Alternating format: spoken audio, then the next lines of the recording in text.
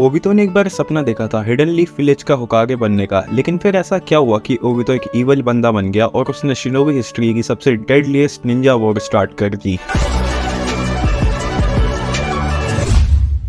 तो जैसे जैसे शिपुडेन सीरीज में चीज़ें रिवील होना स्टार्ट हो रही थी, वैसे वैसे हमें पता चल रहा था कि जितनी भी इवल एक्टिविटीज हो रही थी उन सब का मास्टरमाइंड ओबितो ही था। From Pain destructing the hidden leaf village to the great ninja war, और यहाँ तक कि नाइन टेल्स का अटैक कोनोहा पे ड्यूरिंग नारुतोस पर, इन सब चीजों में ओबितो का हाथ था। लेकिन ओबितो ने मरने से पहले ये सब चीजें ठीक करने की कोशिश की थी। लेकिन क्वेश्चन ये है कि ओबितो रोक निंजा क्यों बन गया। बहुत सारे तरीकों से देखा जाए तो ओबितो की जो बिगिनिंग थी वो नारुतो से बिल्कुल सिमिलर थी। दोनों ने ही एम किया था होकागे बनने का और दोनों ही अपने 4-मैन स्क्वाड के अंडरडॉग्स थे, और भले ही उनमें बहुत ज्यादा पोटेंशियल था लेकिन उन लोगों को उन दोनों को बहुत ही ज्यादा लोग अंडर एस्टिमेट करते थे। दोनों ही कैरेक्टर में बहुत ही ज्यादा चीजें सिमिलर थी, चाहे वो बात कूल सन से होने की हो या फिर दोनों को ही कोनोइची से प्यार होने की बात हो, या फिर दोनों ही हार्ड वर्क करने में बहुत ही ज्यादा आगे थे और अपनी क्रश को भी इम्प्रेस करने में बहुत ही ज्यादा मेहनत करते थे। इन शॉर्ट उनमें ऑलमोस्ट सभी चीजें एकदम सिमिलर थी, बस एक चीज को छोड़ के। नारुतो एक जिनचोरी की था और ओबितो एक जिनचोरी की नहीं था, जिसकी वजह से नारुतो को बहुत ही ज्यादा हेट मिलती थी विलेजर्स की तरफ से और ओबितो को हेट नहीं मिलती थी। उसे लोग अप्रिशिएट करते थे उसके हार्ड वर्क के लिए। तो जब थर्ड निंजा वॉर चल रही थी तब बहुत सारे शिनोबीज की डेथ हो रही थी और उसमें ही एक ओबितो उचिहा था जिसकी डेथ हो गई थी। लेकिन ये डेथ बस गांव वालों के लिए हुई थी। इन रियलिटी ओबितो अभी भी जिंदा था और यहीं से स्टार्ट होती है इवल ओबितो उचिहा आर्क। तो जब रिन और ककाशी ओबितो को डेथ समझ के वहां से चले जाते हैं तो वहां पे फिर एंट्री होती है व्हाइट ज़ेत्सु की, जो फिर ओबितो को उठा के मादरा के पास लेके जाता है। और यही सबसे बड़ा डिफरेंस था ओबितो और नारुतो में